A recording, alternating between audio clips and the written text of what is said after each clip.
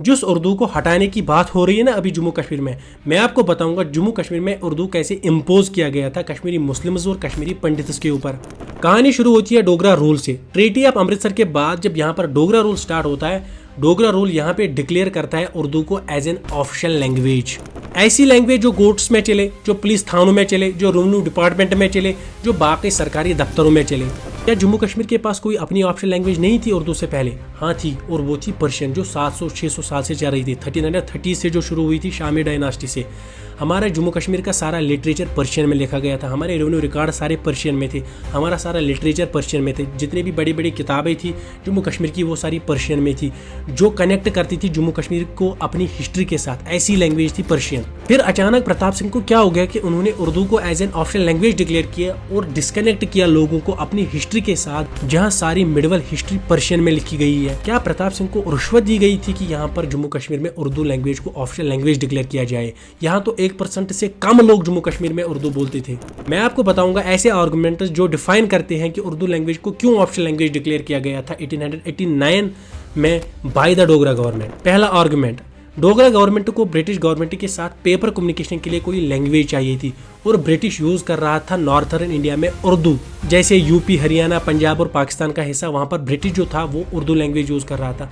इसलिए उर्दू को official language declare किया गया ताकि ये जो कम्युनिकेशन, पेपर कम्युनिकेशन है, ये ईजी रहे with the British. Second argument, जब कोई नई हुकूमत बनती है, जैसे डोगरा गवर्नमेंट बनी थी, उसको खतरा होता है रिवोल्ट से, और रिवोल्ट के लिए जो सबसे बड़ा जो मीडियम होता है, जो टूल यूज होता है, वो होता है लैंग्वेज। इसीलिए उर्दू को as a neutral language, apolitical language मानकर यहाँ पर ऑफिशियल लैंग्वेज डिक्लेयर किया गया। उर्दू ऐसी लैंग्वेज थी जो ना किसी कश्मीरी मुस्लिम की थी, ना किसी कश्मीरी पंडित की थी, ना किसी डोगरा की थी, ना किसी गोजर की थी, ना किसी बकरवाल की थी, ना किसी भद्रवाही की थी। इन शॉर्ट उर्दू को एपोलिटिकल मानकर, न्यूट्रल मानकर यहाँ पर ऑफिशियल लैंग्वेज डिक्लेयर किया गया ताकि जो लिंग्विस्टिक बेस्ड नेशनलिज्म है वो ना खड़ा हो जाए। थर्ड आर्गुमेंट, कश्मीरी लैंग्वेज को क्यों नहीं डिक्लेयर किया गया ऑफिशियल लैंग्वेज? यहाँ तो मेजॉरिटी लोग कश्मीरी बोलते थे।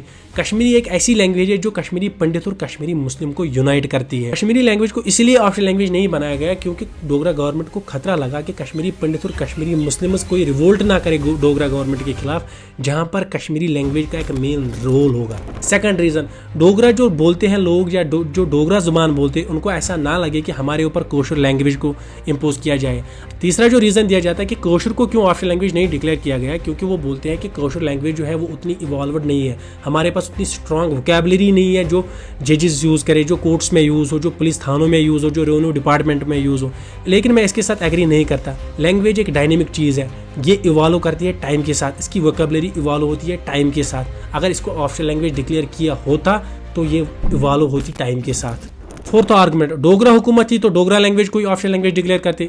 इसके लिए भी कुछ आर्गुमेंट्स दिए जाते हैं, सिमिलर आर्गुमेंट्स, कि डोगरा जो है ये एक रीजनल लैंग्वेज थी, इसकी भी वोकैबुलरी उतनी स्ट्रांग नहीं थी। लेकिन मेरा मानना है कि अगर डोगरा लैंग्वेज को यहाँ पर ऑफिशियल लैंग्वेज डिक्लेयर किया जाता, जो डोगरा रूल का जो मेन एरिया था वो था कश्मीर, और यहाँ पर कोशर बोला जाता था, तो यहाँ पर भी कश्मीरी जो है वो उसे एक इम्पोजिंग लैंग्वेज समझते थे। जिस उर्दू जुबान को डोगरा हुकूमत ने यहाँ पे एपोलिटिकल और न्यूट्रल लैंग्वेज समझकर ऑफिशियल लैंग्वेज डिक्लेयर किया गया, वही लेटर ऑन बनता है टूल, मीडियम बनता है अपनी रेजिस्टेंस को एक्सप्रेस करने के लिए। 1930s के अराउंड इकबाल अपना जो लिटरेचर था वो उर्दू में लिख रहा था, मौलाना मौदूदी उर्दू में लिख रहा था। यहाँ से सर सैयद अली खान, अलीगढ़ मुस्लिम यूनिवर्सिटी मीडियम जो यूज कर रही थी रेजिस्टेंस के लिए वो उर्दू थी। 1930s के अराउंड जितने भी मुस्लिम पॉलिटिकल लीडर्स थे जो ब्रिटिश के अगेंस्ट थे, वो अपना जो मीडियम यूज कर रहे थे अपनी रेजिस्टेंस को एक्सप्रेस करने के लिए, वो उर्दू था।